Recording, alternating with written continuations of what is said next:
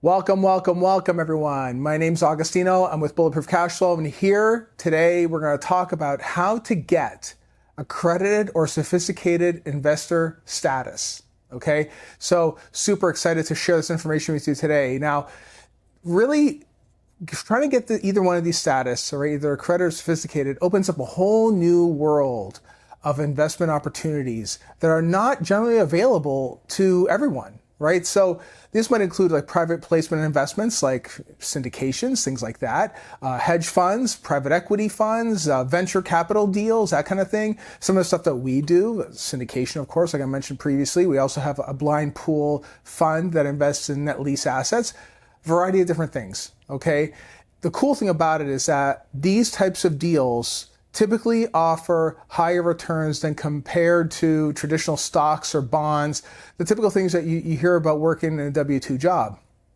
I never knew about this stuff. So I never learned any of this stuff when I was doing all that, working the 40-40-40 plan, and I was super excited to be sharing all this information with you today. That's why we do this. We come to you every week with new and exciting information about this. So you need to qualify for either accredited or sophisticated investor status to take advantage of these types of opportunities. So that's what we're going to talk about today, is explain exactly what these terms mean and how you can obtain these special investor statuses. So by the end, you're going to understand the difference between accredited and sophisticated investors, the requirements to qualify, and how to position yourself to access these more lucrative private investment deals. Now, before I get into that, I want to tell you a little bit about our investing strategy. So when you begin to understand an investing strategy and you're looking at other deals to invest in, whether it be a REIT, whether it be a publicly traded company, like even a stock or whatever, or maybe you're investing in a net lease fund, maybe you're investing in a syndication, you want to understand what the strategy is. So I'll give you an example by basically talk about what we do, right?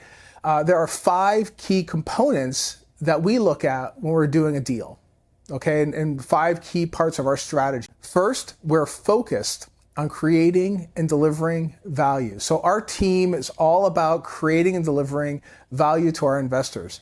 I'm not interested in making a quick buck. I'm not taking shortcuts. I want to create something that's going to have a lasting impact to us and to our investors, of course. So in my opinion, real estate assets are the best way to do it. Now, let's say you buy a property for $100,000 and you put $30,000 into fixing it up. After you've done all this, the property is now worth $130,000 and you've just increased the value by 30%. Okay? Positive cash flow property is one that'll generate income the entire time while appreciating in value. Okay? This is the kind of investments that we're interested in. The difference is that we're typically doing much larger deals. We're doing several $1 million at least, and we're doing these days a lot of development stuff, and we're doing a lot of net lease assets as well, more than anything else these days, right? The intent though is to take an asset, make it better, fix it up, and then possibly sell it in the future for much more than what we paid for it. That's the general thought process behind it. So our portfolio is really centers around making money to increase the overall valuation of the asset and deliver that return that we promise to our investors, okay? Number 2, we look for quality deals with upside. So what we do is we look for the quality deals that have some sort of maybe it's deferred maintenance, maybe it's some sort of value add type scenario, okay? Typically, we're trying to find something that maybe a motivated seller wants to get rid of, okay? We're investing in these deals that can get us a discount to get into the asset itself, right? So we're trying to get it below market. This is something that Warren Buffett often practices, and we try to replicate that same sort of model. We then go in, we make them better, we improve the community, we make it a great place for the people to live in the case of multifamily, or in the case of, say, a net lease asset, we're improving the asset so the tenant sticks around for a long period of time and solidifies their staying there in that asset, staying there in that location, so they renew the lease and everybody's happy, right? That's what we're really focused on. We're focused on trying to look for value in a deal so we can make it better, okay? That's typically what we're doing, okay? So We're also doing, like I said, ground up development is a big deal for us, and adaptive reuse, as well as blind pool net lease fund. All right. Both those two deals have their own types of strategies, right? But overall, we're still looking at the same sort of cash flow and the same sort of value add component, just like everything else. Okay. So number 3, we're also looking to leverage other people's money into these deals. Okay, and other people's money may not always just include the bank. We're looking to get other investors to come in with us on these deals. Okay, so by using other people's money, we're financing the asset itself, right? And whether it be debt in the case of a bank, or equity in case of a private investor, right? So this is called leverage. So for example, let's say, for instance, again, using a $100,000 example, right? Just keep it simple. 100K, you want to buy a property, you could put 20% down into that property, right? And you leverage the remainder, the 80%. The bank is bringing the 80%, you're bringing the 20%. You're leveraging the asset. So with a small amount of money, you're able to get into the deal, right? The bank, in that case, is the biggest investor in that deal. Okay, so if you're able to do that, now you're able to control a $100,000 asset with $20,000, right? That's the cool thing about real estate. That's one of the biggest things is that you're able to use leverage to control big assets that also produce a lot of NOI, a lot of revenue, right? If it's run properly, of course, that's a big part of it too. Number 4, you get to leverage your time. So the goal in all this is to make our money work harder than we have to. Okay, so whether it's myself, whether it's you as the investor, we're trying to apply cash to put into an asset to make it better, and leveraging it to have it work hard for us. So instead of buying an asset outright with all cash, right, we're leveraging the asset by leveraging partners. Like I said, we're having other people come into these deals. We're giving them a nice hefty return. And the bank is coming in too, and they're getting a nice hefty return as well, right? So we're trying to find assets that will produce a type of revenue, the type of income that everybody's going to be happy with, and they're going to want to stick around in that deal too, right? And number 5, focus on cash flow, not appreciation. Okay, so this is a big thing that I've talked about numerous times on these webinars. What we're looking to do is always, always, always underwrite for cash flow. We're not appreciation guys. We're not looking to go and do a deal in New York City or in a market that is going crazy. We don't do stuff like that. We're always looking for the cash flow markets, cash flow deals, where cash flow is king. Okay?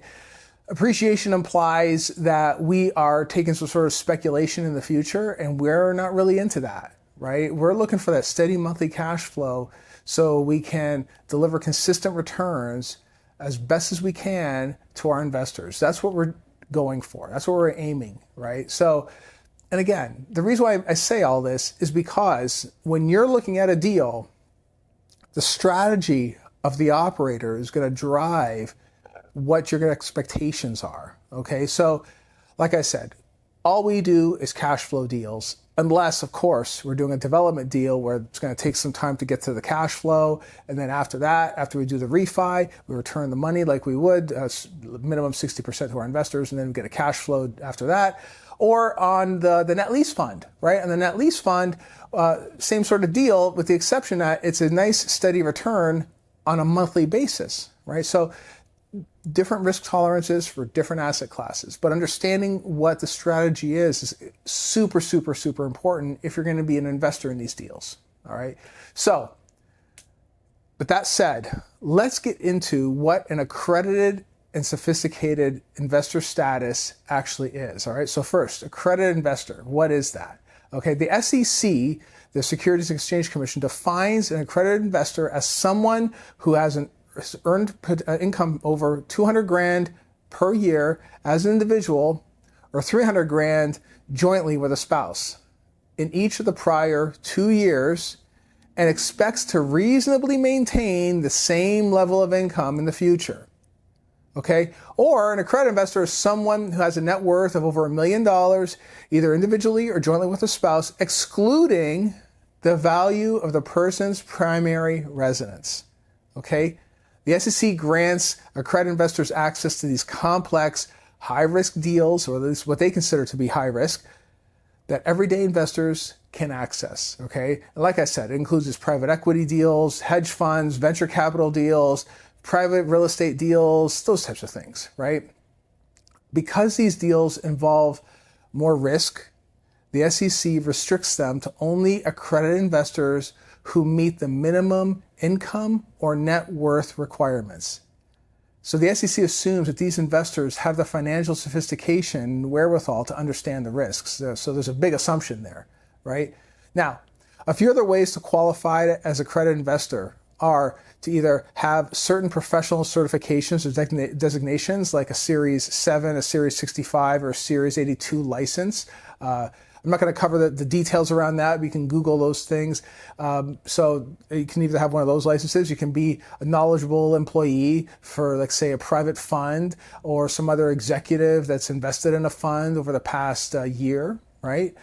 Or maybe you're a corporation, LLC, or some other entity entirely owned by accredited investors too. So in reality, becoming an accredited investor requires meeting some defined income, net worth, or professional certification criteria set by the SEC. This grants you the access to invest in these private securities that are not generally available to the public, all right?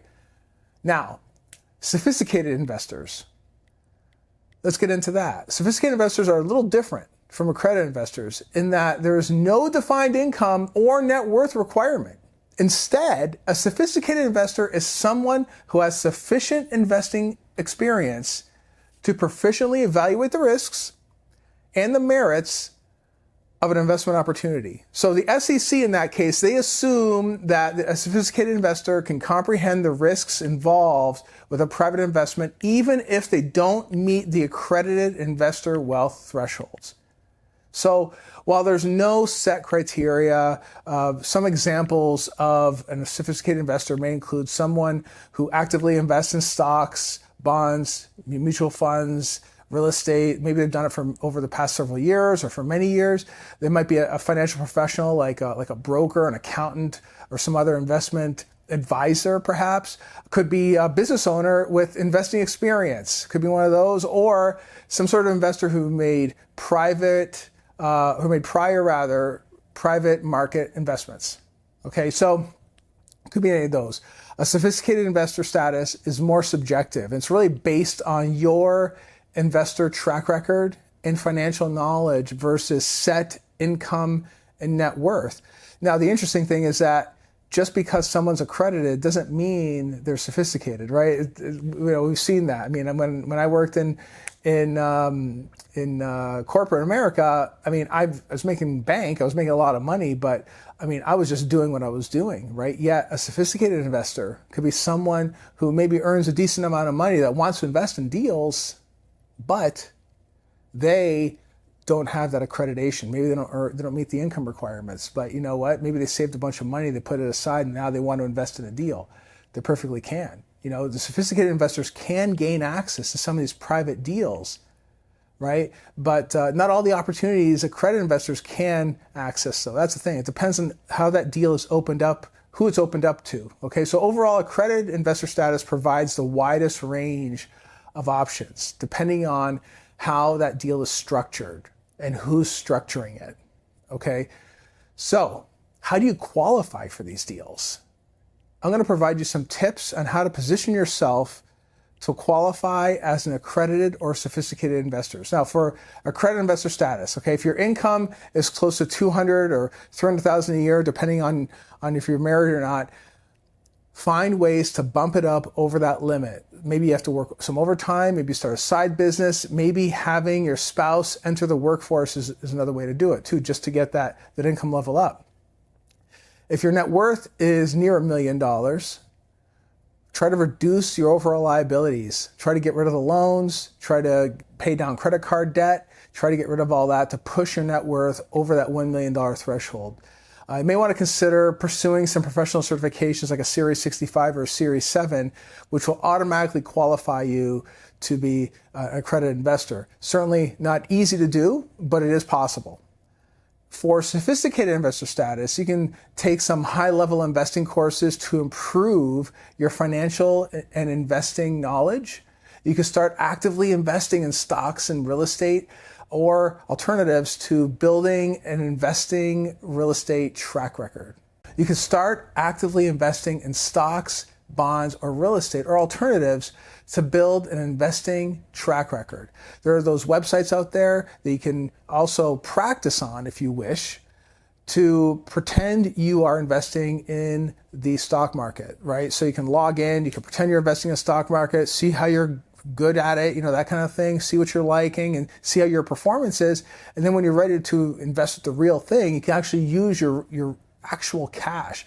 Plenty of those things out there. I think TD Ameritrade has something built into their platform that you can actually do this, like a fake or a mock trading system there. So plenty of other websites out there that do the same sort of thing, but it's a great way to start practicing that strategy yourself so it improves your level of sophistication. Another great way is to join investing groups or clubs that demonstrate your engagement with investing too. Plus, it also gives you a chance to meet other people that are actively investing in deals too, and you can learn from them as well, right? Now, you can also consider making angel investments in startups or investing in a fund to gain direct experience with private market investing too. So the more you can document and prove your investing competency, the better chance you have as qualifying for sophisticated investor status. Having a financial advisor, for instance, who can vouch for your sophistication also helps too.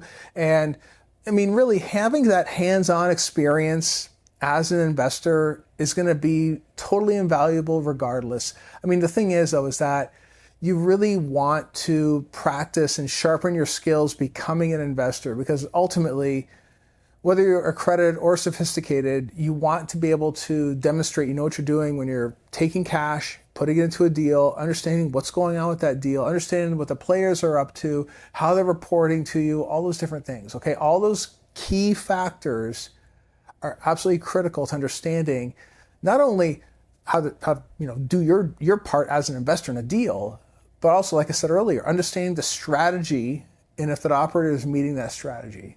Very, very important, okay? So the key takeaways here, there are some key points here.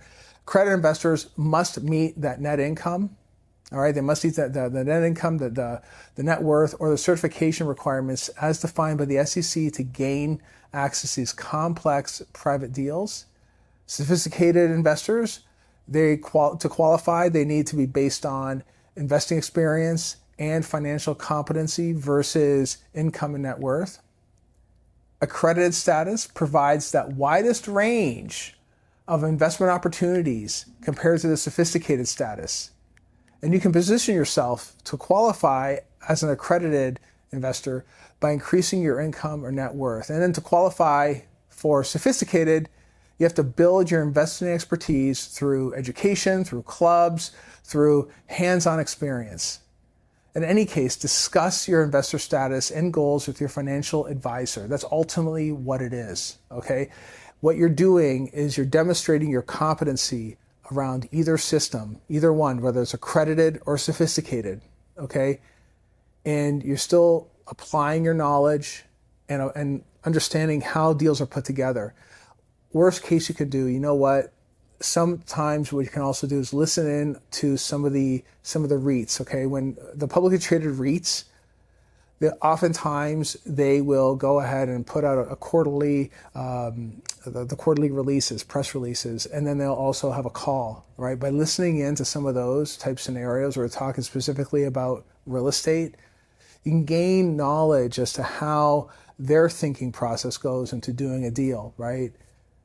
Oftentimes, at least it's how we put our deals together, we're replicating the same sort of setup when we're putting our deals together, just because of where we plan on taking our business in the future. And you want to better understand how those pros are putting those deals together too, right? High degree of transparency, good qualified people running the fund or running the syndication, and they know what they're doing. All those things matter, right? Especially as an investor, whether a creditor or sophisticated is coming in and dropping cash into a deal. Okay, super important in any case. All right, so this is only meant to be a very quick and brief overview on how to become accredited or sophisticated. Okay, if you have any questions, of course, let me know. You can just hit me up on Bulletproof Cashflow, or this is going to end up on YouTube probably the next 24 hours or so. So if you ever have any questions, go ahead and drop it in the in the chat, the comments rather, and we'll go ahead and we'll get back to you. Okay, either someone on my team will get back to you or myself. So thank you so much today. It's going to be a short webinar, right? Thanks so much for tuning in, guys. I will see you next week. Take care.